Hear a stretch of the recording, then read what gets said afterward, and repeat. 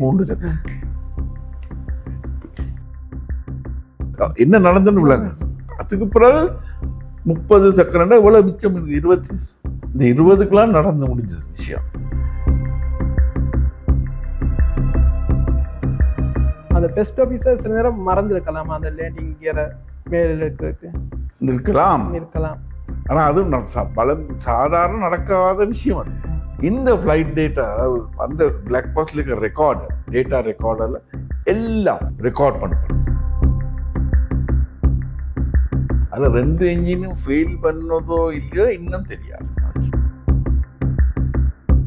இதுல ஒரு 60க்குள்ள போச்சுன்னா முதலாவது என்ஜின் ஃபெயில் பண்ணிச்சுன்னா இப்படி போயிடும். இது ஃபுல்லா த்ரஸ்ட் இருக்கு, இதுக்கு த்ரஸ்ட் இல்லை. அதே இலக்கமுடைய இருக்கையில் பயணித்த ஒரு பயணியும் 27 ஆண்டுகளுக்கு முன்னர் உயிர் தப்பியிருந்தார். யூனிஃபார்மை போட்டு நாங்கள் ஏர்போர்ட்ல நடக்கல, எல்லாரும் கை கொடுக்க. ஆனா யூனிஃபார்மை கலட்டினா எங்கட சிலவரை எந்த க்ரூ ஆக்கல என்ன மதிக்கிறீங்க.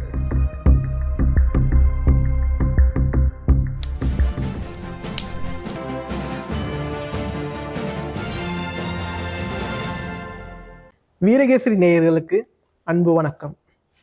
மற்றுமொரு நேர்காணலில் உங்களை சந்திப்பதில் மகிழ்ச்சி அடைகின்றோம்.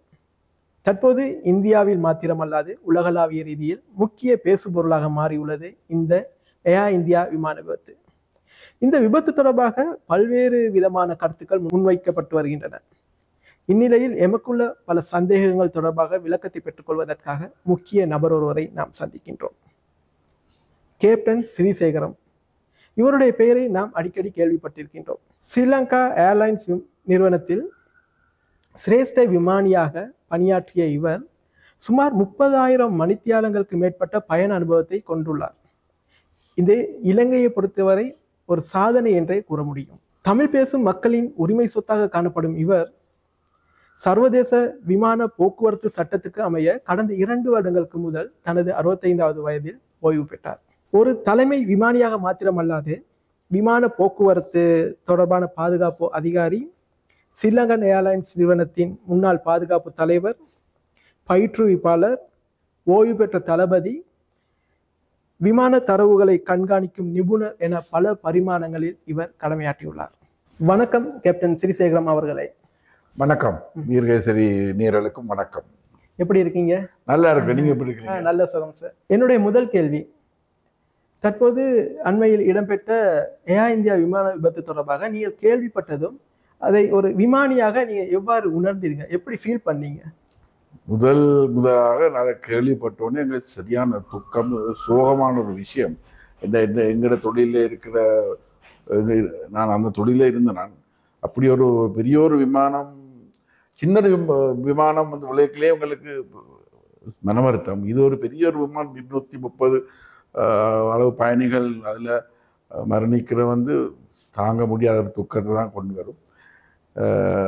யோசிக்கையில் கஷ்டம், இடத்துல கஷ்டம்தான். ஆனால் இது வந்து இந்த உலகத்தில் நாங்கள் எப்பயும் நான் சொல்லிக்கொள்வது, இலங்கை விமான பயணம்தான் உள்ளதுக்குள்ளே சேஃபான விமான பயணம். இப்போ நாங்கள் கதை கேட்கலே எத்தனையோ, நாங்கள் நீங்கள் நாளும் சம்பாதிக்கலே நிறைய பேர் ஃப்ளை பண்ணுறாங்க. நாங்களுக்கு ஆனால் ஒரு ஆகாய விமானம் விளைந்து ஆக்சிடென்ட் படைக்கல, விபத்து ஆகைக்குள்ள, ஆனால் உலகம் எங்கும் சொல்லி காட்டுவாங்க, பேப்பரில் போடுவாங்க, நியூஸில் போடுவாங்க, பெரிய விஷயம். ஆனால் ஒரு train accident, car accident, lorry accident நிறைய நடக்குது. அவங்களெல்லாம் சேர்த்து பார்த்தாலே ஒரு நாளைக்கு ஒரு 500-600 பேர் சாகுறாங்க, இறக்குறாங்க. இது வந்து ஒரு ஸ்பாட்லைட்டாக நடக்குது, அதுதான் காரணம். ஆனால் எனக்கு மன வருத்தம் கேட்டோடனே. இந்த விமான விபத்து இடம்பெற்ற பிறகு 2 முக்கிய காணொளிகள் வெளியாகின்றன. அந்த காணொளிகளை அவதானிக்கும் போது விமானமானது ஓடுதளத்தில் சீராக பயணித்து மேலெழுந்து சுமார் 650 அடி உயரத்துக்கு சென்று அங்கிருந்து நிலத்தை நோக்கி கீழ் சென்று அங்கு இருந்த ஒரு கட்டிடத்தில் மோதி விபத்துக்குள்ளாகிறது.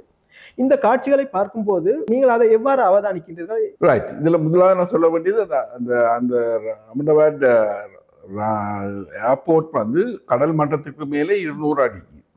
அப்போ இப்போ நீங்கள் சொன்னீங்க 600, உண்மையாக தரையிலிருந்து 400 அடியெல்லாம் நடந்திருக்கு. ஒரு சாகா விமானம் நிலத்திலிருந்து, அதாவது ரன்வேலேருந்து டேக் ஆஃப் பண்ணி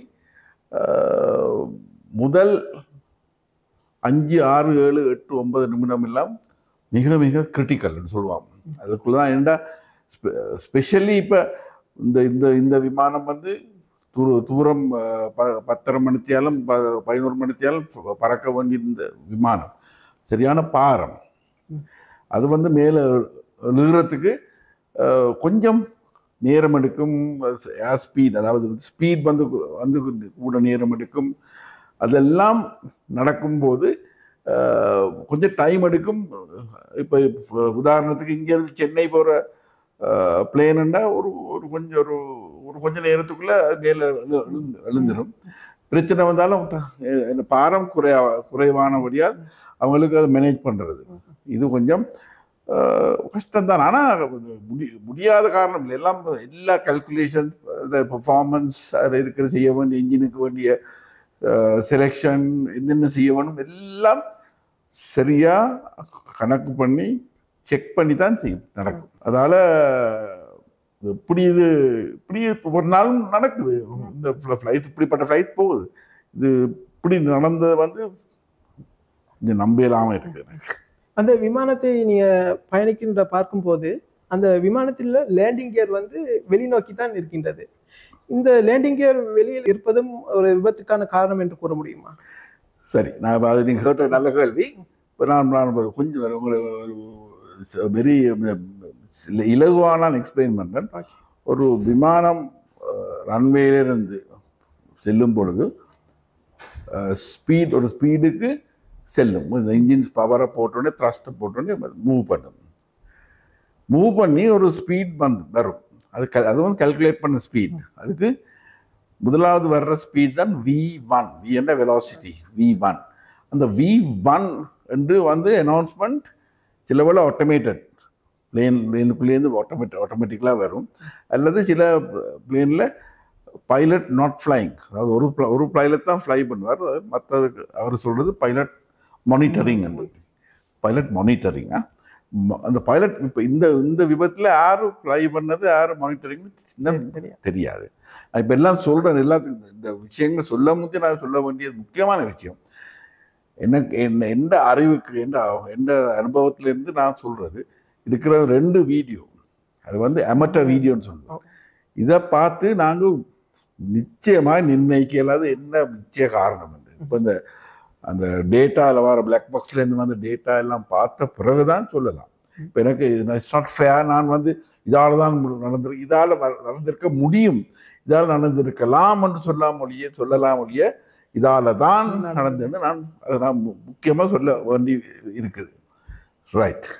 இந்த V1 முடிஞ்சால் அடுத்தது வந்து ஸ்பீட் வந்து கூடுது. அடுத்த ஸ்பீட் வரும்போது கால்குலேட்டட் பைலட் மானிட்டரிங் சொல்வார், ரொட்டேட், மேலே தூக்கு. அந்த நேரம் பைலட் ஃப்ளைங் மெல்லமாக இப்படி தூக்குவார். அப்படி தூக்கும் போது கொஞ்ச நேரத்துக்கு பிறகு அந்த பைலட் மானிட்டரிங் பார்ப்பார். அந்த ரேடியோ ஆல்டிமீட்டர் மற்ற கேஜஸை பார்த்து, ரைட், உண்மையாக இந்த பிளேன் வந்து கிளைம் பண்ணுது, அதாவது மேலே எழும்புது. அதை பார்த்துட்டு சொல்வார் பாசிட்டிவ் ரேட் அல்லது பாசிட்டிவ் கிளைம்மெண்ட். அப்போ பைலட் ஃப்ளைங் சொல்வார் கியர் அப். ஏன்னா கியர் வந்து பாவிக்கிறது நிலத்தில் போது மட்டும்தான் பாவிப்போம். அதுக்கு மேலே தடை, ஒரு டிராகன் சொல்லுவோம். அது மேலே எவ்வளவு கெதியான உள்ளுக்குள்ள போடியலுமோ அது. ஆனால் அது போடுறதுக்கு முக்கிய காரணம் பாசிட்டிவ் கிளைம் இருக்கணும். ரைட். எனக்கு நான் இன்னும் நம்ப முடியாத காரணம் ஏன் அந்த லேண்டிங் மேலே போடப்பட இல்லை. ஏன்னா ஒரு 25-30 அடி என்னோடனே அது உள்ளுக்குள்ள போயிருக்க வேண்டும். இப்போ நான் நினைக்கிறேன் ஏதாவது ஒரு பெரிய பிரச்சனை வந்திருக்கு. அதனால பைலட்ஸ் 2 பேருக்கும் அதை கவனம் இல்லாமல் போயிட்டு தெரியாது. அது என்ன பிரச்சனைன்னு பார்த்து கொள்றதுக்கு இந்த நேரத்தில் இதை மறந்துருப்பாங்களோ தெரியாது, அல்லது இதை சொல்லி செய்யலையோ தெரியாது. இப்போ நான் சொல்கிறேன், இப்போ இந்த முழு ஆக்சிடென்ட்டும் டேக் ஆஃப் பண்ணி கிராஷ் பண்ண வந்து 30 செகண்ட் கிட்ட. ஒரு பிரச்சனை வந்து அது என்னன்னு ஊகிக்கிறதுக்கு ஒரு சாதாரண மனிதனுக்கு கடைசி ஒரு 10 செகண்ட் முடியும் என்ன நடந்து அறிஞ்சு முடியும். ஆனால் இது ட்ரெயின் பீப்புள், அவங்க நல்லா அவங்களுக்கு கொடுக்குமே 7 செகண்ட்ஸ் வந்து ஓகே 3 செகண்ட் அதுக்கு 3 செகண்ட் அதுக்குள்ள என்ன நடந்துன்னு விளங்க. அதுக்கு பிறகு 30 செகண்ட் எவ்வளவு மிச்சம் இருக்கு? 20 இந்த 20க்குலாம் நடந்து முடிஞ்சது விஷயம்.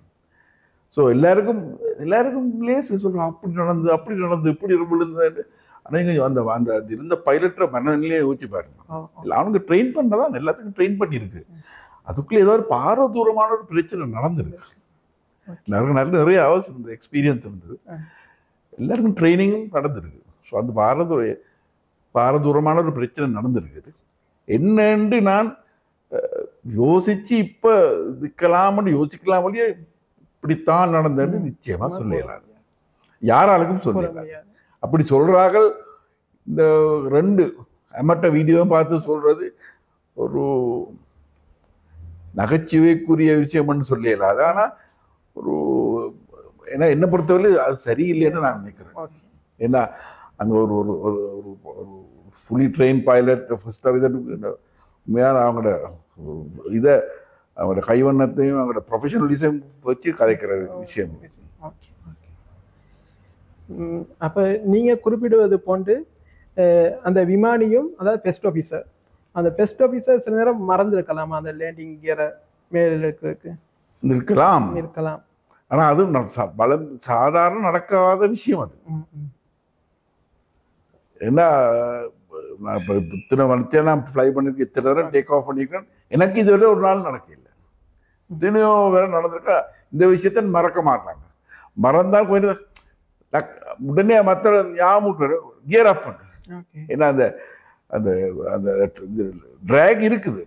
ஒரே சந்தர்ப்பத்தில் 2 இயந்திரங்களும் செயலிழப்பதற்கான சாத்தியக்கூறுகள் காணப்படுகின்றதா? இருக்குது நடந்திருக்குது. இதுக்கு முந்தி கொஞ்ச காலத்துக்கு முந்தி பிரிட்டிஷ் ஏர்வேஸ் இந்தோனேஷியாவில் அந்த எரிமலை மேலே ஃப்ளை பண்ணாது, இத்தனையோ அடிக்கு மேலே. அதுலேருந்து வந்த புகை வந்து இன்ஜினுக்குள்ளே போய் 4 இன்ஜினு நின்றுட்டு இருக்கு. 747 போயிங் 747. ஆனால் பிறகு அவங்க எப்படியோ ஸ்டார்ட் பண்ணிட்டாங்க, 2 இன்ஜினை ஸ்டார்ட் பண்ணி எமர்ஜென்சி லேண்ட் பண்ணிட்டாங்க.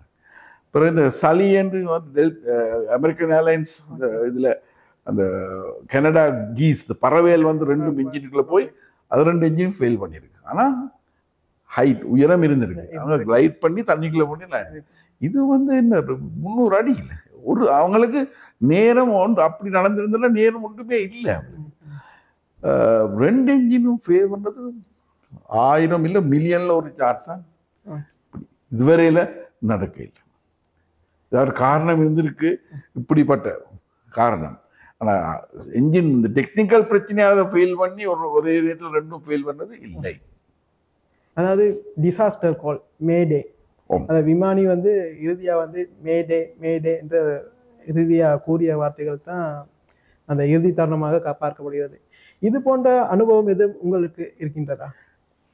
இருந்திருக்கு. ஆனால் மேடே உதாரணத்துக்கு மேடே என்று நாங்கள் கால் பண்ணுறது இனி இல்லை என்று கஷ்டமான ஒரு தருணத்தெலாம் கூப்பிடுறது கால் பண்ணுறது. ஆனால் எனக்கு நடந்திருக்கு, ஒரு இன்ஜின் ஃபெயில் பண்ணியிருக்கு. அதே மாதிரி தான். ஆனால் ஒரு இன்ஜின் கொச்சின் ஏர்போர்ட்டில் டேக் ஆஃப் பண்ணிக்கல ஒரு இன்ஜின் ஃபெயில் பண்ணது. அந்த நேரத்தில் நாங்கள் அதுக்கு அதாவது இன்ஜின் பிரச்சனைகள் எனக்கு பிரச்சனை இருக்குது, ஆனால் நான் மேனேஜ் பண்ணக்கூடிய பிரச்சனை என்று நினைச்சால் pan pan pan pan pan 3 தடவை மேடே மேடே மேடே மேடே மேடேன்னு 3 தடவை சொல்கிற மாதிரி பேன் pan pan pan pan pan பேன் அப்படி நான் பாவிச்சிருக்கேன். ஆனால் மேடே இது வரைக்கும் இல்லை. பேன் சொல்றதும் ஹெல்ப் மீ அந்த மாதிரி ஒரு இதுதான் உடனே உங்களுக்கு விளங்கும். ஏர் டிராஃபிக் கண்ட்ரோல் அங்கே சுற்றி ஃப்ளை பண்ண அப்படி இந்த ஒரு ஏர்கிராஃப்டுக்கு ஒரு பிரச்சனை இருக்கு, ரைட், அவருக்கு ப்ரையாரிட்டி, அவருக்கு முக்கியமான இடம் கொடுத்து அப்படி லேண்ட் பண்ணி ஆளை இறக்கணும்னு மற்ற எல்லாருக்கும் தெரியும். சிச்சுவேஷனில் வேணத்தன்னு சொல்லுவாங்க. ஸோ அது air traffic control full support தருவாங்க லேண்ட் பண்ணுறதுக்கு. எவ்வளோ சீக்கிரமாக வந்து லேண்ட் பண்ணிடுமோ அப்படி லேண்ட் பண்ணுறதுக்கு. அப்போ அவங்களுக்கு அந்த மாதிரி சப்போர்ட் கிடைச்சா கண்ட்ரோல் நிச்சயமா. இப்போ நாங்கள் யூரோப்புக்கு மேலே எல்லாம் ஃப்ளை பண்ணிக்கல ஏதாவது பிரச்சனை வந்தால் இன்ஜின் ஃபெயிலியர் அல்லது இன்ஜின் ஸ்மோக், ஏர்கிராஃப்டில் ஸ்மோக் பிரச்சனைன்னா இந்த மேடே கால் சொன்ன உடனே அவங்க வேறு ஃப்ரீக்குவென்சி, இல்லை கரை பேர் கதைக்கலாம் ஒரு ஃப்ரீக்குவென்சியில் உடனே வேறு ஃப்ரீக்குவென்சி கொடுப்பாங்க. நீ நேராக வந்து லேண்ட் பண்ணி இங்கே தான் இருக்கு, எல்லா ஹெல்ப்பும் சகல ஹெல்ப்பும் கொடுப்பாங்க ஏர் டிராஃபிக் கண்ட்ரோல். இந்த நவீன ரக போயிங் விமானத்தில் சிறிய குறைபாடுகள் இருந்தாலும் சமிக்கை மூலம் அது காட்டிவிடும். ஆனால் 2 இயந்திரங்களும் ஒரே நேரத்தில் வலுவிழந்து போறது என்பது இலகுவாக ஏற்றுக்கொள்ள முடியாது. அப்ப அந்த விமானத்தில் அவ்வாறான குறைபாடு இருந்தும் அது ஏன் அதை முன்னாடியே அதை சமிக்கை செய்து காட்டவில்லை? அதான் அப்போது சொன்னான், இப்படி இருக்கிற எத்தனை செகண்ட்ஸ் டேக் ஆஃப்னு ஒழுங்கா V1க்கு முந்தி பிரச்சனை நடக்க இல்லை, V1க்கு பிறகுதான் ரொட்டேட் எல்லாம், அதுக்கு பிறகுதான் அதுக்கும் கிராஷ் பண்ணதான் டைம், அந்த பிரச்சனை நடந்து இருக்கும். அதில் 2 என்ஜினும் ஃபெயில் பண்ணதோ இல்லையோ இன்னும் தெரியாது. அப்படி இருந்தாலும் எஸ் கொடுத்துருக்கும், டிங்னு வார்னிங் கொடுத்துருக்கும். நீங்கள் ஒவ்வொரு வார்னிங் ஒவ்வொரு பிரச்சனைக்கு நான் உங்களுக்கு ட்ரைனிங் கொடுத்துருக்கு, இப்படி தான் செய்யணும். ஒரு என்ஜின் நிறைய நாங்கள் செய்கிறோம், உங்களுக்கு ட்ரைனிங் ஒவ்வொரு 6 months நாங்கள் ட்ரைனிங். மற்ற இண்டஸ்ட்ரியில் மற்ற தொழில் மாதிரி இல்லை, இந்த தொழிலில் ஒவ்வொரு 6 மாதமும் டெஸ்ட் இருக்குது, ரிட்டன் டெஸ்ட் எக்ஸாம் பண்ணணும். அதுக்கப்புறம் சிமுலேட்டர்களை கொண்டு போய் அந்த ஃபெயிலியர் இந்த ஃபெயிலியர் என்ஜின் ஃபெயிலியர் கொடுத்து உங்களை செக் பண்ணுவாங்க, செய்கிறீங்களா இப்படி செய்கிறீங்களா. வேறு எந்த தொழிலையும் இல்லை. It's all about safety. Everything, we eat safety, we drink safety and we breathe safety. அவ்வளவு ஹை ஸ்டாண்டர்ட் சேஃப்டினஸ் இருக்கு. அதுதான் இந்த industries one of the safest industry. ஆனால் மிஷின் ஆக்கள் மிஷின் பிளவுடலாம், மிஷின் பழுதாகலாம், ஆக்களும் பிள்ளையான டிசிஷன் எடுக்கலாம். அப்படி நடந்திருக்கு. இப்போ அகமதாபாத் விமான நிலையத்தை எடுத்துக்கொண்டால் அந்த சுற்றுவட்டத்தில் நிறைய பறவைகள் வாழ்வதாக கூறுகிறார்கள். இப்போ இந்த விமான விபத்துக்கும் இந்த பறவைகளுக்கும் தொடர்பு இருப்பதற்கான சாத்தியக்கூறுகள் இருக்கின்றதா? அப்படி பறவைகள் இன்ஜினுக்கு போனோம்னா அங்கே வீடியோ எவிடன்ஸ்ல தெரிஞ்சிருக்கும், நெருப்பு பொறி பின்னால வந்திருக்கும். இப்போ உதாரணத்துக்கு ஒரு இந்த பிளேன் எடுத்தா, இப்போ இந்த பிளேன் ஃப்ளை பண்ணு வச்சா இந்த இது 4 என்ஜின் 340 2 என்ஜின்டா, இதில் ஒரு பறவைக்குள்ளே போச்சுன்னா முதலாவது என்ஜின் ஃபெயில் பண்ணிச்சுன்னா சத்தத்தோட இதோட வரும், இப்படி போயிடும். இது ஃபுல்லாக த்ரஸ்ட் இருக்கு, இதுக்கு த்ரஸ்ட் இல்லை. இப்படி அந்த மூமெண்ட் அந்த வீடியோவில் தெரியல, இந்த கண்ணுக்கு தெரியல. 2 என்ஜினும் ஃபெயில் பண்ணா இந்த மூமெண்ட் ஒரே நேரத்தில் ஃபெயில் பண்ணும், ஒரே நேரத்தில் ஃபெயில் பண்ணால் பெயின் இப்படி தான் போகும், இறங்கும். ஏன்னா தூக்குறதுக்கு பவர் இல்லை. ஸோ பேர்ட் 2 பேரும் ஒரே நேரத்தில் வந்தாலும் அதில் பின்னால் தெரிஞ்சிருக்கும். அதில் ஒரு அவ்வளோ என்ஜின் ஃபாஸ்ட்டாக போகிற என்ஜினுக்குள்ள ஒரு பறவை வந்தால் உடனே கண்ணு நிற்காது, ஒரு கொஞ்ச நேரம் இருந்து போட்டு தான் பழுதாகும்.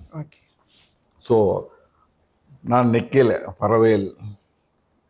பறவைகளாக வந்திருக்கும். குறிப்பாக அவசர நிலைமையின் போது விமானங்களை தரையிறக்கும் போது விமானத்தில் உள்ள எரிபொருளை வெளியேற்றுவது வழமையான விடயம். ஆனால் இந்தியாவில் எரிபொருளை வெளியேற்ற முடியாது என்ற சட்டம் காணப்படுவதாக கூறப்படுகிறது. அண்மையில் திருச்சியில் கூட ஒரு விமானம் 4 மணி நேரம் வட்டமடித்து பிறகுதான் லேண்டிங் செய்ததாக கூறப்படுகிறது. எமர்ஜென்சி டைம்ல விமானத்துல இருந்து அந்த எரிபொருளை வெளியேற்ற முடியாத என்று கூறப்படுவது, நீங்க அதை எப்படி பார்க்குறீங்க? நாங்கள் வச்சுக்கொள்ளமே ஒரு லேண்டிங்கே மேலே போகுதுல பிரச்சனை. நாங்கள் ஏர் டிராஃபிக் கண்ட்ரோல் சொன்னோம், எனக்கு ஒரு பிரச்சனை இருக்குது, எனக்கு நான் போக வேண்டிய இடத்துக்கு போகலாது, இங்கே லேண்ட் பண்ணணும். அது ஏன் எரிபொருள் வெளியில் போடுறேன்னா, ஒவ்வொரு ஏர்க்ராஃப்ட்டுக்கும் மேக்சிமம் லேண்டிங் வெயிட், அந்த வெயிட்டுக்கு மேலே லேண்ட் பண்ண முடியாது. அதனால தான் இருக்கிற ஃபியூவலை நாங்கள் வெளியில் போடுறோம். இப்போ இந்தியாவில் சில நாட்களில் சில நாடுகளில் சில ஏர்போர்ட்டில் தடை இருக்கலாம். ஆனால் அதான் சொல்கிறேன், நீ 4 மணி நேரம் எரிபொருளை எரிச்சு போட்டு லேண்ட் பண்ணு. ஆனால் மேடே கால் ஒன்று கொடுத்துருந்தேன்னா அதில் வேற வழியே இல்லை. அதெல்லாம் ஃபியூவல் போடுறதுக்கு நேரம் இல்லை, எப்படியோ கொண்டு வந்து லேண்ட் பண்ணோம். அதெல்லாம் அவருக்கு அங்கே பிரச்சனை இருக்குது. இப்போ ஆனால் சில பிள்ளை இப்போ நான் ஃப்ளை பண்ண பஸ் 330 அது அந்த அந்த அந்த வசதி இல்லைன்னா உங்களுக்கு மேக்ஸ் ஃபால் ஆஃப் வெயிட், அதாவது அவ்வளோ பாலத்தோட லேண்ட் பண்ண முடியும். ஆனால் அதுக்கு ஸ்பெஷல் செக்லிஸ்ட் இருக்குது, இதெல்லாம் செய்யணும். ஃபியூல் வெளியில் போட தேவையில்லை. ஆனால் சில ஏர்க்ராஃப்ட்டுக்கு அந்த வசதி இருக்குது, அதை வெளியில் போட்டுட்டு அது ஒரு ஹைட்டுக்கு சொல்லுவாங்க, ஒரு இடத்துக்கு போக சொல்லுவாங்க, சுற்றி போட்டுட்டு அதுக்கப்புறம் கணக்கான வெயிட் வந்தோடனே லேண்ட் பண்ணுவோம். ஏர் இந்தியா விமானத்தில் பயணம் செய்த விஸ்வாஸ் குமார் ரமேஷ் என்ற பயணி இந்த 11A இருக்கையில் அமர்ந்து உயிர் தப்பினார். அதே இலக்கமுடைய இருக்கையில் பயணித்த ஒரு பயணியும் 27 ஆண்டுகளுக்கு முன்னர் உயிர் தப்பியிருந்தார். ஆனால் அவர் பயணித்த விமானம் ஏர்பஸ் 320. இந்த சம்பவங்களை பார்க்கும்போது ஒரு விமானியா, அனுபவம் உள்ள விமானியா நீங்க இதை எப்படி பார்க்கின்றீங்க? இது தொடர்பாக பல விமர்சனங்கள் முன்வைக்கப்பட்டு வருகின்றன. ரைட், இப்படி நாங்கள் சிம்பிளா எக்ஸ்பிளைன் பண்றோம். நீங்க 12 சீட்டர் பஸ்ல போறீங்க, இந்த தம்பி 40 சீட்டர் பஸ். நீங்க 12 சீட்டர் பஸ்ல 2வது சீட்ல நீங்க இருந்து நம்பர் 2 சீட்ல இருக்கிறீங்க. இந்த பெரிய பஸ்ல நம்பர் 2 சீட் வந்து அங்க இருக்க வேண்டி இருக்காது. 11 12 சில பிளேன்ல 11 இருக்காது பின்னால. இப்போ இந்த அதே பிளேன்ல, அதே ஏர்கிராஃப்ட்ல 787 ட்ரீம் லைனர்ல ஒவ்வொரு கம்பெனியும் ஒவ்வொரு விதமா சீட் அரேஞ்ச்மெண்ட் செய்யறது, ஒவ்வொரு விதமா. இப்ப இன்னைக்கு இப்படியும் இருக்கலாம், ஒரு கம்பெனியில அதே மாதிரி பிளேன் இருக்கலாம். ஆனா 27 வருஷம் பண்ணா அந்த அது வந்து complete different type of aircraft. 11A seat வந்து வேற எங்கேயும் இருக்கும். இது தனி ஒரு ஃப்ளூக், ஒரு ஃப்ரீக். அவருக்கு சர்வைவல் வந்தது. அவரே சொல்றார், விழுந்த உடனே பார்த்தார், இடத்துல இருந்தார், நடந்து அப்படி நடந்து போயிட்டார். ஓகே, அவ்வளவுதான். அதுல வேற விளக்கம் ஒன்றுமே இல்லை. அவருக்கே இப்ப தோன்றுகிறது, ஏன்டா உயிர் தப்பியும். ஏன்னா அவருக்கு எதிராக விமர்சனங்கள் முன்வைக்கப்படுது. ஒருவேளை இவர் தான் இந்த விமான விபத்தை ஏற்படுத்தியவரா? அது பலவாறான விமர்சனங்கள் முன்வைக்கப்படுகின்றது. அப்படி ஒரு கேள்விக்கு நான் சொல்ற ஒரே ஒரு பதில், உங்களை அந்த அவர மனநிலையில வச்சு பார்த்தா என்ன சொல்லுவீங்க? உயிர் தப்புனதே பெரிய விஷயம். யாருக்கு இறக்க விருப்பம்? எந்த உலகத்துல யாருக்கு உண்மையா சாகப்புற மனுஷனுக்கு யோசிப்பான், நான் இறக்க போறேன். ஆனா ஒழுங்கா இருக்க மனுஷன் இவன் யோசிப்பான், நான் இறக்க போறேன். நான் உயிர்த்தெழு எழுதல நான் நம்பிக்கை இருக்கு. அப்படி இருந்து நான் இப்ப நான் உயிர்த்தெழுப்பாக போறியே, இப்ப நீ சாக போறீன்னா நான் சொல்லுவேன், இல்ல நான் சாகிறேன், அப்புறம் வந்து உயிர்த்தெழுப்ப போறேன். அப்படி இல்லை. ஏர் இந்தியா விமானம் ஓடுதளத்திலிருந்து மேலிருந்து பறக்கும் அந்த நொடியில் ரெட் வெளியில் வந்திருக்கின்றது என்று ஒரு விமானி ஒருவர் அந்த காணொலிகளை வைத்து கூறியிருந்தார். இதே போன்று உயிர் தப்பிய நபரும் விமானத்தில் லைட்ஸ் பிளிங் ஆகியது என்று கூறியுள்ளார். எனவே ரெட் எனப்படும் ரெம் ஏர் டர்பைன் வெளியில் வந்திருக்கிறதுக்கான சாத்தியக்கூறுகள் உள்ளதா? சரி, ரேம் ஏர் டர்பைன் என்ற விஷயம் வந்து ஒரு சின்ன என்ஜின் மாதிரி. அது எப்போ வரும்னா இருக்கிற எல்லா என்ஜினும் ஃபெயில் பண்ண உடனே. என்னன்னா அந்த எங்களுக்கு இந்த ஏர்கிராஃப்ட் திருப்புறத்துக்கோ அது இருக்கிற எலக்ட்ரிக்கல் சப்ளைக்கோ தேவை, எமர்ஜென்சி பவருக்கு வந்து ஒரு சின்ன ப்ரொப்பலர், ஒரு ஃபேன் மாதிரி விங்குக்கு அடியில் வந்து வெளியில வரும். அதாவது 2 என்ஜினும் ஃபெயில் பண்ண உடனே ஒரு என்ஜின் ஃபெயில் பண்ண வராது. 2 என்ஜின் ஃபெயில் பண்ண ஆட்டோமேட்டிக்கா வரும். அது வந்து உங்களுக்கு பவர் கொடுக்குது, ஹைட்ராலிக் பவர், கண்ட்ரோல் சர்ஃபஸ். இது வந்து கூட எலக்ட்ரிக்கல் பவர் இருக்கிற ஏர்கிராஃப்ட் ட்ரீம் லைனர் 787 அதுக்கு சப்ளை. இந்த ஃப்ளிக்கர் பண்ணு வந்து அவர் சொன்னா, அதாவது பவர் சப்ளைஸ் ஃப்ளிக்கர் பண்ணியிருக்கணும், ஃப்ளிக்கர்னு சொல்லுவாங்க. அது ஒரு சான்ஸா இருக்கலாம். 2 என்ஜினும் ஃபெயில் பண்ணிட்டு இருந்து நான் பார்த்தேன் அந்த வீடியோ. எனக்கு என்ன தெரியும், எந்த கணக்கு தெரியல, அது வெளியில வந்து அது ஒரு சின்ன சாமான் வந்திருக்கலாம், வராமல். ஆனா இது ரெண்டும் சேர்ந்து நடந்திருந்தால் உண்மையா, அதாவது இந்த லைட் ஃபிளிக்கரிங்கிறது காரணம் இருக்கு. பவர் 2 என்ஜினும் ஃபெயில் பண்ணாலும் பவர் அவுட் ஆகும். நிறைய விஷயங்கள் யோசிக்கணும். அது இந்த ரிப்போர்ட் வர வரைக்கும். ஆனா ரெட் வெளியில வந்திருந்தால் நிச்சயமா 2 என்ஜினும் ஃபெயில் பண்ணிருக்கணும். அது 100% வந்திருந்தால். இந்த விமானம் வந்து டெல்லியிலிருந்து அகமதாபாத் வந்து அங்கிருந்து தான் லண்டனுக்கு செல்ல இருந்தது. இப்ப இந்த விமானம் வந்து எத்தனை முறை இன்ஸ்பெக்ஷன் செஞ்சிருப்பாங்க இந்த விமானத்தை? ஒவ்வொரு பிளேனும் ஒரு ஏர்கிராஃப்டும் டேக் ஆஃப் பண்ணும்போது ஒவ்வொரு செக்ஸ் இருக்குது. இத்தனை அவருக்கு செக், இந்த ஒரு செக், டேர்ன் அரவுண்ட் செக்ஸ். வந்த உடனே ஃபியூல் செக் பண்ணுவாங்க, ஹைட்ராலிக் ஆயில் இருக்காது. அதெல்லாம் நார்மலாக நடக்கிற விஷயம், ஸ்பெஷலாக ஒன்றும் இல்லை. அதுவும் இன்ஜினியர்ஸ் டெக்னீஷியன்ஸ் ஏர்கிராஃப்டை சுற்றி போய் அதை செக் பண்ணுவாங்க, ஆயில் குறைஞ்சிருக்கா அதெல்லாம் பார்த்து, ஃபியூல் எவ்வளோ வேணும்னு பார்த்து, அதெல்லாம் அது நார்மல். இது ஸ்பெஷலாக ஒன்றும் இல்லை. அது வந்து வந்திருக்கு, வந்து நார்மல் செக் கொடுத்துருப்பாங்க. இந்த கருப்பு பெட்டி இதுதான் இப்போ ஒரு முக்கிய பேசு பொருளாக இருக்கின்றது. இந்த கருப்பு பெட்டியில் எவ்வாறான விடயங்கள் சேமிக்கப்பட்டிருக்கும்? இந்த கருப்பு பெட்டியை பரிச்சத்தம் செய்ய 3 மாதம் ஆகலாம் என்று கூறப்படுகிறது. கருப்பு பெட்டியில் உள்ள தகவல் எந்த அடிப்படையில் ஆராயப்படும்? அதன் முழுமையான தகவல்கள் வெளியிடப்படுமா அல்லது தணிக்கை செய்து வெளியிடப்படுமா? ரைட். கருப்பு பெட்டி முதலாவது கருப்பும் இல்லை, பெட்டியும் இல்லை. ஒரு ஒரு ஆரஞ்சு லூமினஸ் கலர். அது ஏன் இப்படி பிளாக் பாக்ஸ் என்று சொன்னது காரணம் எனக்கு இன்னும் தேடிக்கொண்டிருக்கிற என்ன காரணம் இல்லை. அது பிளாக் என்ன அது பிரச்சனை வந்தால் பாருங்க. இது வந்து ஏர்கிராஃப்ட் டெயில் பின்னால் தான் இருக்கும். ஏன்னா அது வந்து கூடிய டேமேஜ் ஆகாத குறைஞ்ச சான்ஸ் இருக்கு. அது அதான் அங்கே வச்சிருக்கிறாங்க. அது வெரி பட் இந்த ஃப்ளைட் டேட்டா அந்த பிளாக் பாக்ஸில் இருக்கிற ரெக்கார்டர் டேட்டா ரெக்கார்டரில் எல்லாம் சகல விதமான அதில் ஸ்பீட், அது என்ஜின் பேராமீட்டர்ஸ், அதில் என்ஜின் எப்படி ஓடினது, என்ஜின் பிரச்சனை இருந்த எல்லாம் அந்த ஒரு நாடால், அதாவது டேப் மாதிரியில் மெட்டல் டேப்பில் மாதிரி ரெக்கார்ட் பண்ணப்படும். அதை வந்து ஸ்பெஷல் டீகோட் பண்ணணும். அதில் எல்லாம் சரியாகும். இன்னொரு cockpit CVR, cockpit voice recorder. அங்கே காக்பிட்டில் கதைச்ச அத்தனை விஷயமும் ரெக்கார்ட் அரை மணி நேரத்துக்கு கிராஸ் ரெக்கார்ட் பண்ணப்பட்டிருக்கும். நிச்சயமாக அது வந்தோடனே எங்களுக்கு எல்லா விஷயமும் தெரியும்.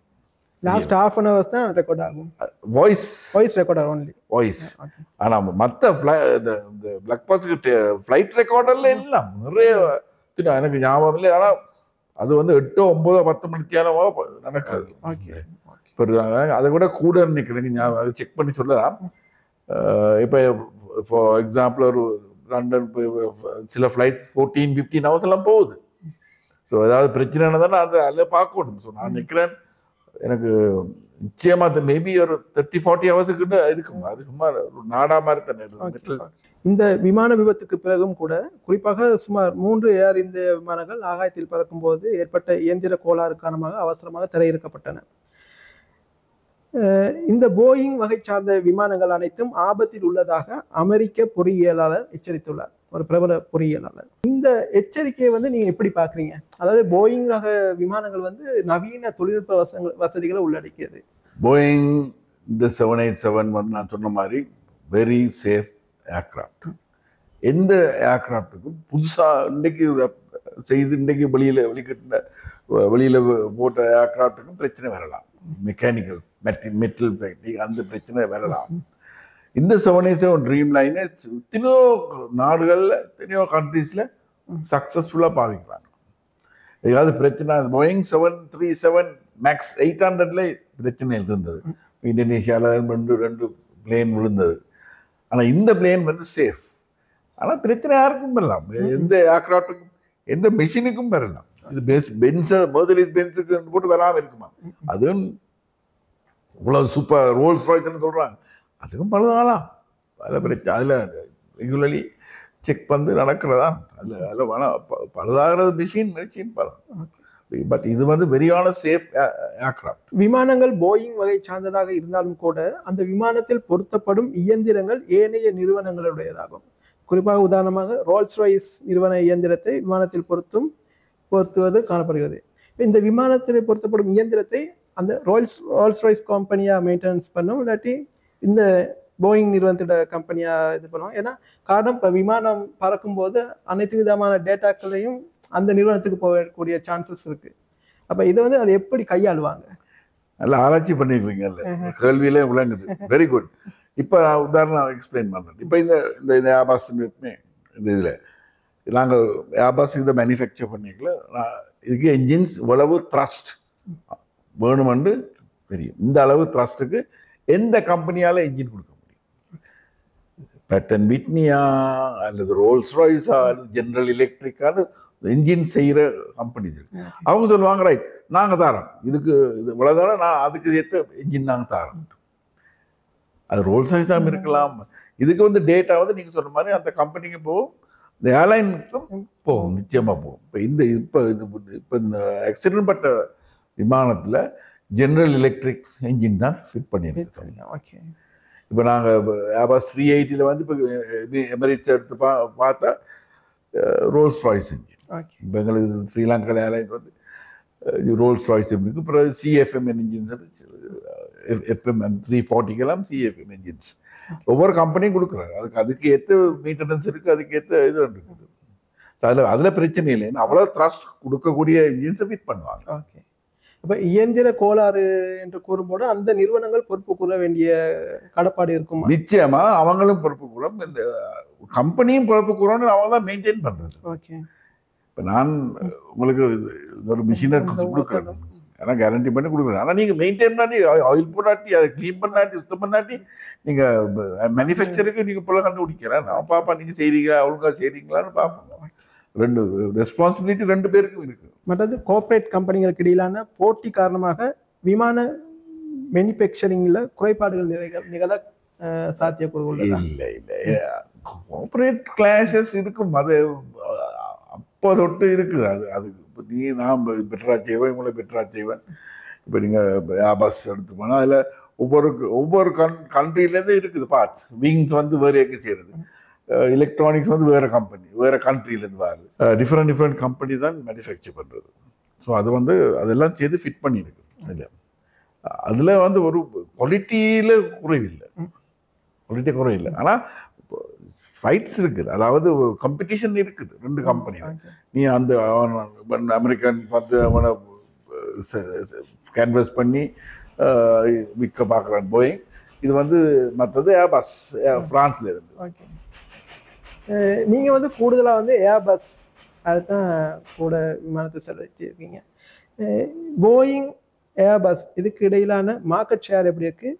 இதுக்கு இந்த விமானங்கள்ல எது பெஸ்ட்னு நீங்கள் சொல்லுவீங்க? நான் ஏர்பஸ் ஃப்ளை பண்ண முடியாது, நான் சொல்லுவேன் ஏர்பஸ் தான் பெஸ்ட்.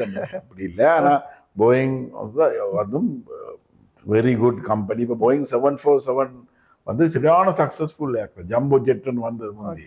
ஆனால் இப்போ 380. இப்போ ஜம்போ அது 747ல புது மாடல் ஒன்றும் வர இல்லை. ஆனால் இப்போ 380 வந்துருக்கு. ஏர்பஸில் 380. இப்போ இவங்க இன்னொன்று கொண்டு வருவாங்க. ஆனால் 747 வந்து பறக்கிற காலத்தில் இன்னும் பறந்து கொண்டு இருக்குது. சரியான சக்ஸஸ்ஃபுல் ஏர்க்ராஃப்ட். இப்போ வருது 350, 380 என்று வந்துருக்கு, புதுசு வந்துருக்கு. இப்போ இது ட்ரீம் லைன். அதுக்கு ஏற்ற எவ்வளவு சத்தம் குறைவு வேணுமோ, எவ்வளவு ஃபியூல் குறைவாக செய்யுமோ, அதெல்லாம் ரிசர்ச் பண்ணுது. எவ்வளோ ஃபாஸ்ட்டாக போகலாம், அதெல்லாம் பார்த்து தானே அவங்க ஏர்க்ராஃப்ட் மேனுஃபேக்சர் பண்ணுறது. Safety is number 1. இந்த விமான விபத்து தொடர்பான பல விடயங்களை நம்ம இப்போ ஆராய்ந்தோம். இன்னும் ஒரு மேலதிக கேள்விகளை உங்கள்கிட்ட நான் கேட்க. ஒரு விமானியா உங்களுடைய முதல் விமான பயணம் தொடர்பான அனுபவத்தை எங்களோட பகிர்ந்து கொள்ள முடியுமா? முதல் விமான பயணம் ஃபர்ஸ்ட் டைம் நான் முதலாவது ஃப்ளை பண்ணுறதா. நான் விமானப்படையில் சின்ன ஒரு பிளேன்ல தான் ஃப்ளை பண்ணேன். சிப்மங்க்னு சொல்கிற பிளேன்ல தான் ஃப்ளை பண்ணேன். ஏர்ஃபோர்ஸில் முதலாவது எனக்கு உண்மையாக ஒரு ஃபர்ஸ்ட் டைம் ஃப்ளை பண்ணிட்டு இது எனக்கு வேலை செய்ய முடியுமா, இந்த பிளேன் ஹோட்டல் யோசனை இல்லை, சின்ன யோசனை வந்தது. நான் 7 மணி நேரத்தில் சோலோ பண்ணிட்டேன். அதாவது தனியாக ஃப்ளை பண்ணிட்டேன் ஏர்ஃபோர்ஸில். அப்புறம் இப்போ 18 விதமான ஏர்ஃபோர்ஸில் 18 விதமான வேறு பிளேன் ஃப்ளை பண்ணியிருக்கேன். பிறகு யுத்தம் துவங்க முடிஞ்சால் நான் ஏர்ஃபோர்ஸுக்கு போனேன். யுத்தம் துவங்கின பிறகு கொஞ்சம் கஷ்டம். தமிழ்ல இருந்து எப்படி எப்படியாவது வழியில் போக மட்டும் தான் இருந்ததுனால நாங்கள் விட மாட்டாங்கன்றாங்க. என்னடா பாண்ட் இருந்தது இத்தனை வருஷம் சியோன் வந்து 1972 தான் ஏர்ஃபோர்ஸ் ஜாயின் பண்ணேன். அப்புறம் 90ல் நான் ஏர்லாங்கா ஜாயின் பண்ணிட்டேன். நான் இந்த ட்ரைஸ்டார் தான் முதலாவது நான் ஃப்ளை பண்ணது. அழகான ஒரு ஏர்கிராஃப்ட் அது. அதுக்கப்புறம் வேறு விதமான ஃப்ளைங் வாழ்க்கையும் வித்தியாசம்.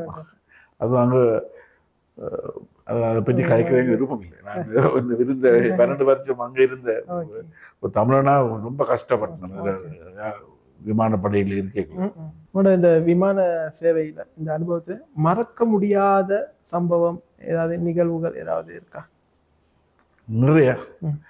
முதலாவது எங்களோட அப்பா அம்மா ஏர்கிராஃப்டில் கொண்டு போனது. முதல் தரம் நான் கேப்டன்சி எடுத்தது. இந்த குடும்பத்தாரை நான் அதில் கொண்டு போனது. இறப்புகள் 3 தரம் இருந்திருக்கு இந்த பிளேனில். ஒரு வயசு போன ஒரு லேடி, அப்புறம் இன்னொரு மனுஷன், அப்புறம் ஒரு சின்ன கை குழந்தையும் தாயிர பாலை சோக் பண்ணி இறந்தது. அது கொஞ்சம் துக்கமான, ஆனால் மறக்க முடியாது. எத்தனை எமர்ஜென்சிஸ் நடந்திருக்கு. குடிச்சு போட்டு குழப்படி பண்ணார்கள் இருந்துக்கிறாங்க. அவங்கள இனி கதவத்தெல்லாம் தள்ளி விடையில அல்லது பொலிசை கூப்பிடல. நேரம் கஷ்டம். யோசிச்சு பாருங்க, என்ன செய்யலாம்? பயங்கரமான விஷயம் பைரசின்னு சொல்லுவாங்க. ஆனா அவங்களுக்கு மேனேஜ் பண்ணணும். அதுல இதெல்லாம் புத்தகத்துல செக்லிஸ்ட் இல்லை இது. ஸோ அதெல்லாம் ஓரளவுக்கு மறக்க மாட்டேன். இதுகள் தான் எனக்கு உண்மையாக மறக்க முடியாது.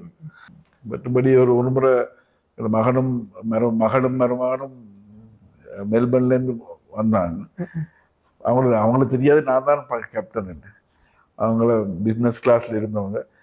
நான் அனௌன்ஸ்மெண்ட் பண்ணிக்குள்ள தான் அவங்களுக்கு தெரியும் நான் தான் அந்த வீடியோ பண்ணியிருந்தேன். அவங்களுக்கு உடனே அது வரைக்கும் அவங்களை வாட்ஸ்அப்ல காய்ச்சனா சீட் எல்லாம் ஓகேயா, அதெல்லாம் ஓகேயா, நீங்க இருக்கிறீங்களா, நான் சொல்லியிருக்கேன் உங்களை கவனிக்க சொல்லி ஓகே அப்பா எல்லாம் ஓகேன்னு சொன்னாங்க. அனௌன்ஸ்மெண்ட் பண்ணிட்டு போல நான் ரெக்கார்ட் பண்ணி வச்சிருக்கேன். அது ஒரு மறக்க முடியாத விஷயம். மற்றது நான் எத்தனையோ செலிபிரிட்டிஸ் நான் பண்ணியிருக்கேன். இந்த நண்பர் என்று சொல்லிக் கொள்றது பெருமைப்படுறேன். அருமையான மனுஷன் எஸ்பி பாலசுப்ரமணியம். அவங்களோட வீட்லயும் வந்திருக்கிறாரு.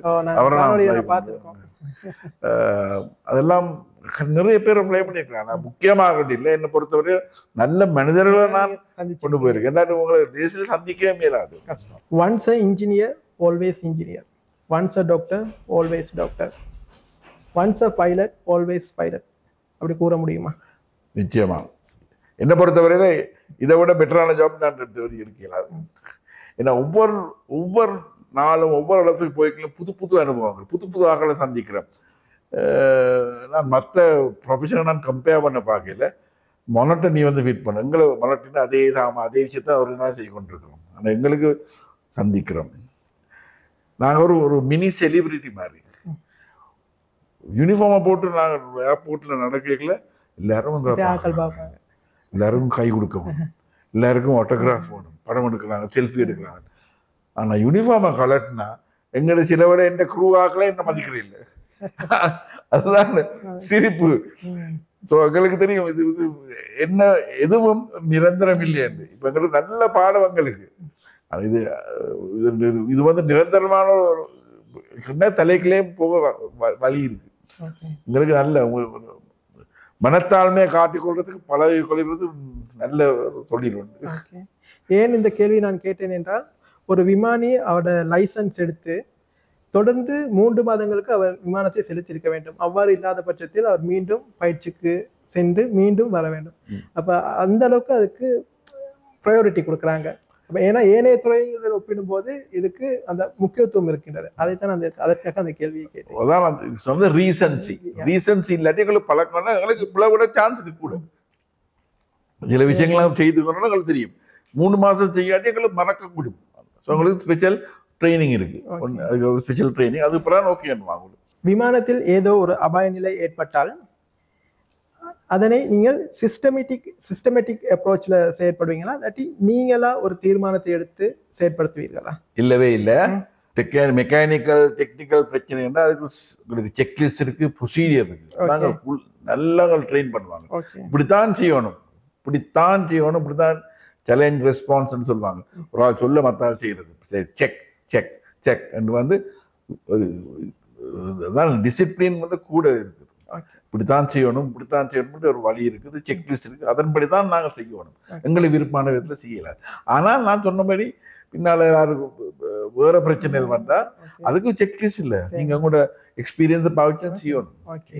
அவனை அப்படி ஒரு பிரச்சனை யாராவது குழப்படி பண்றா பின்னால, அல்லது சிலவுல ஏதாவது லீக் பண்ணுதுண்டா, அல்லது ஏதாவது வேற எலக்ட்ரிக்கல் பிரச்சனைகள் வந்தா, எலக்ட்ரிக்கல் பிரச்சனைக்கும் இருக்குது ப்ரொசீஜர். சிலவுல அதுக்கு இல்லாம ஒரு வேறு ஏதாவது ஒரு பிரச்சனை வரலாம், புத்தகத்துல புக்ஸ்ல இல்லாதது. அதுக்கு நீங்க யோசிச்சு செய்யணும். கரெக்டாக பாம் த்ரெட் எல்லாம் வருது, அதுக்கு செக்லிஸ்ட், அதுக்கும் செக்லிஸ்ட் இருக்குது. என்னுடைய இறுதி கேள்வி, அதாவது நாங்கள் சின்ன காலத்தில் வீட்டில் இருக்கும்போது வானத்தில் சத்தம் கேட்குற நேரம் திடீர்னு வெளியே பார்க்கறது விமானம் போகும். இந்த விமானத்தில் எல்லாருக்கும் போகிறதுக்கான சான்ஸ் கிடைக்கிறதில்ல. அப்படி கிடைத்து போகும்போது முதலாக கேட்பது அந்த கேப்டன் வாய்ஸ் தான். அந்த காக்பீட்ல இருந்து அனௌன்ஸ்மெண்ட் பண்ணுவார். நான் கேள்விப்பட்டிருக்கேன், நீங்கள் வந்து பல தடவைகள் தமிழ் மொழியில் அனௌன்ஸ்மெண்ட்டை செய்திருக்கிறது. எங்களுக்காக அந்த அனௌன்ஸ்மெண்ட்டை ஒரு செய்து காட்ட முடியுமா? இது என்னோட நான் செய்த காரணமும் இப்படித்தான். என்ன, நாங்கள் இலங்கன் ஏர்லைன்ஸில் நான் பார்க்க போனால் ஆங்கிலத்தில் தான் நிறைய பேர் அனௌன்ஸ்மெண்ட் சொல்லுவாங்க. எங்களோட ஏர்லைனை பொறுத்தவரையில் சகோதர மொழியிலே நிறைய பேர் இருக்கிறாங்க, மெஜாரிட்டி. அவங்க எல்லாருக்கும் சகோதர மொழி, அவங்கள மொழி ஒழுங்காக வராது. ஆனால் அது சும்மா பேச்சுவாக்கில் பேசுகிற மொழி சரி வராது. அது ஒழுங்காக தமிழோ சிங்களமோ எந்த பாஷையும் ஒழுங்காக செய்யணும். ஸோ அப்படி இருக்கிறாங்க. ஆனால் தமிழில் ஒருத்தரும் நான் கேள்விப்படவில்லை. ஏன்னு எனக்கு என்னட்ட கேட்க வேணாம். ஸோ நான் பார்த்தனே, நான் தமிழாக இருக்கு, நான் தமிழ் பேசஞ்சர்ஸ் ஃபாரினர்ஸ் போகிற ஒரு ஃப்ளைட்டில் நானே தமிழ்லோ சிங்களத்திலேயோ சொல்ல வேணும். நான் தமிழ் தான் படித்தேன், என்னோட மகளும் பிள்ளைகளும் தமிழ் தான் படித்தது. ஆனால் சிங்களம் எக்ஸாம் பாஸ் பண்ணான், தெரியும், சரளமாக நல்லா பேசுவேன். என்ன தமிழ்ன்னு சொல்ல மாட்டாங்க. நான் சிங்களம் பேசும்போது அது எனக்கு ஒரு மொழி மாதிரி. ஆனால் தமிழ் வந்து நான் பிறந்து வளர்ந்த தொன்மையான ஒரு மொழி வந்து அதே நான் சொல்லக்கூடாது. ஏன்னா அவங்களுக்கு சந்தோஷமா இருக்காரு எங்களை மொழியில சொல்லுவாங்க. ஸோ அதால தான் நான் ப்ராக்டிஸ் பண்ணேன். எனக்கு பிறகு நான் கேள்விப்பட்டேன் இந்தியாவில சிங்கப்பூர்ல எல்லாம் சொல்றாங்க. நான் தான் முதல் ஆள், பெருமையா சொல்றேன். நான் பெருமை கூட. அதுல வேற என்ன, எங்களுக்கு பிரயாணிகள், தமிழ் பிரயாணிகளுக்கு சிங்களத்துல 3 பாஷை நான் சொல்றேன். தனியா தமிழ்ல இல்லை, இங்கிலீஷ்ல, அது பிறகு சிங்களத்துல, Tamil. Good evening, ladies and gentlemen. This is your captain speaking. My name is Captain Sri Sekram. We are on board an aircraft flying UL503. Welcome on board. Our flying time from Colombo to London is computed as 10 hours and 30 minutes. And right now we are flying 35,000 feet above mean sea level. And our flight has a very good weather condition forecast. We will be reaching London Heathrow around 8:30 in the evening. And right now the flying time in London is coming up to 4:30 in the morning or whatever the time. It's indeed a pleasure to have all of you on board this aircraft. Please sit back and enjoy this flight with us. அன்பு பிரியாணிகளே வணக்கம், காலை மாலை வணக்கம். இப்பொழுது உங்களோடு உரையாடி கொண்டிருக்கும் நான் உங்கள் விமானம் ஓட்டி குழு தலைவன் கேப்டன் ஸ்ரீ சேகரம் ஆகும். நாங்கள் கொழும்பிலிருந்து லண்டன் வரை 10 மணித்தியாலம் 30 நிமிடத்தில் வந்து சேருவோம். இப்போ இந்த பயணமானது முகில் கூட்டம் நிறைந்த வானவெளியில் நிகழ்ந்த வண்ணம் உள்ளது. நாங்கள் லண்டன் நகரத்தை மாலை 8 மணி 30 நிமிடத்தில் வந்து அடைவோம். தற்போது லண்டன் நேரம் 3 மணி 20 நிமிடம் ஆகும். இப்பிரயாணத்தை இன்பகரமாக பகிர்ந்து கொள்ளுமாறு பணிவன்புடன் கேட்டுக்கொள்ளணும். நன்றி, வணக்கம். Thank you sir, thank you. இப்போ என்ன ஃப்ளைட் என்ன இது இதோட ஏதாவது இன்ட்ரெஸ்டிங்னா, இப்போ நாங்கள் கடல் மட்டத்தின் பழகம். நீங்கள் வலதுபுறம் பார்க்க போனால் இந்த பழமையான ஒரு எகிப்து பிரமிட் தெரிகின்றது. அது சொல்லிக்கொள்வது டிபெண்ட்ஸ் ஆன் திஸ். உங்களுடைய கடுமையான வேலை பளுவுக்கு மத்தியிலும் இந்த நேர்காணலை எங்களுக்கு வழங்கியமைக்காக மிக்க நன்றி. நன்றி வீரகேசரி வாசுகளுக்கு. எனக்கு வேலை இல்லை. இப்போ நீங்கள் உங்களது இந்த அனுபவத்தை பகிர்ந்து கொள்ள உண்மையாக எனக்கு விருப்பம். மற்றது நான் அடிக்கடி வடக்கு கிழக்கு பகுதியில் சென்று இளைஞர்களை நான் ஊக்குவிக்கிறேன். இப்பயும் அதே தான் நான் செய்கிறேன். இந்த நேரம் என்னை கண்டக்ட் பண்ணலாம் இந்த விஷயத்தில். இந்த ஃப்ளைங்கோ ஏவியேஷனை பொறுத்தவரையில் எந்த கேள்விக்கு நான் பதில் சொல்ல தயாராக இருக்கிறேன். இப்போ நீங்கள் வீரகேசரி மூலம் கேட்டாலும் பிரச்சனை இல்லை. இப்பயும் நான் உதவி செய்ய நான் தயாராக இருக்கிறேன். ரொம்ப நன்றி இந்த சான்ஸ் எனக்கு கொடுத்ததுக்கு. எனக்கு நன்றி சார். நன்றி, தேங்க்யூ.